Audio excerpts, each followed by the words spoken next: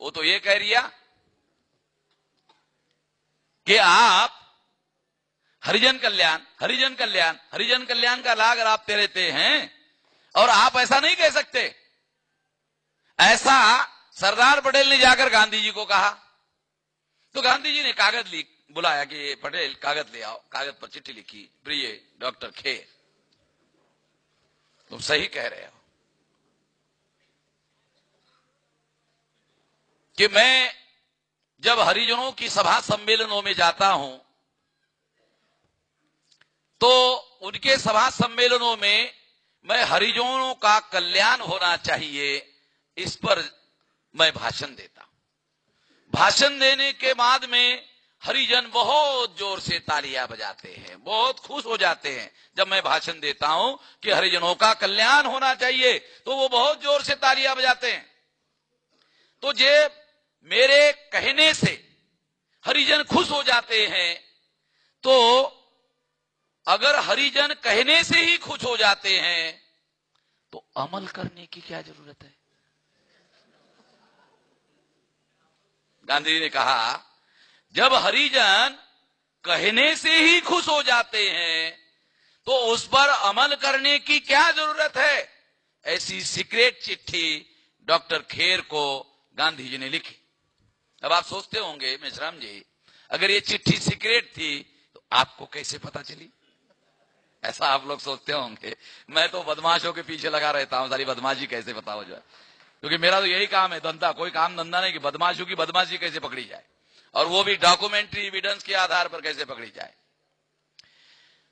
Doctor Kher ने गांधी जी की भी बात को नहीं माना, तो गांधी जी ने डॉक्टर खेर को उसके मंत्रिमंडल को ही बर्खास्त कर दिया।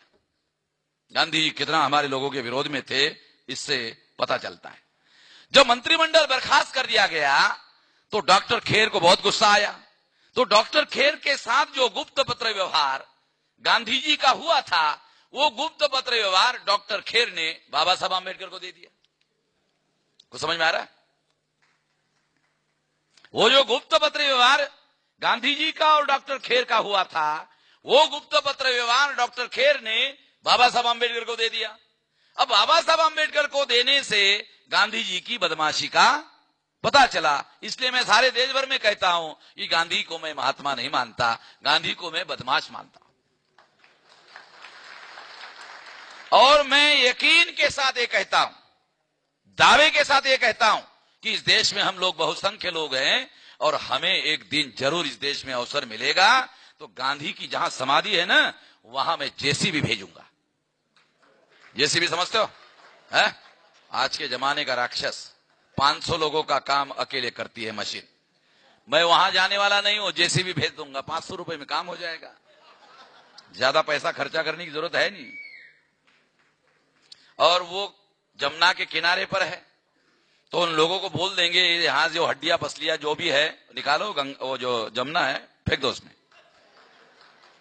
ऐसी अपवित्र हड्डियां इधर हम लोग संभालने के लिए इस पवित्र धरती का उपयोग करने वाले नहीं है। साथियों, कुछ लोगों को जब मैं ये बातें कहता हूं अच्छी नहीं लगती है, मगर मैं कभी भी लोगों को अच्छा लगे इसलिए नहीं बोलता हूं। जो सही है बात हमेशा कड़वी होती है। मुझे पता नहीं है कि एलोपैथी की गोलियां कड़वी क्यों होती है। मुझे ये पता नहीं है कि एलोपैथी की गोलियां कड़वी क्यों होती है, मगर इतना जरूर पता है खाने से आराम जरूर होता है। गोलियां कड़वी क्यों है पता नहीं है, मगर अगर खाओगे तो आराम जरूर होगा। जो गोली मैं आप लोगों को खिला रहा हूं वो गोली भी कड़वी है, खाओगे तो जरूर आराम होगा। राजकोट गुजरात में, आप लोगों को लगता है शायद मैं आंध्र प्रदेश में बोल रहा हूं, गांधी जहां पैदा हुए वहां जाकर के ये बोला,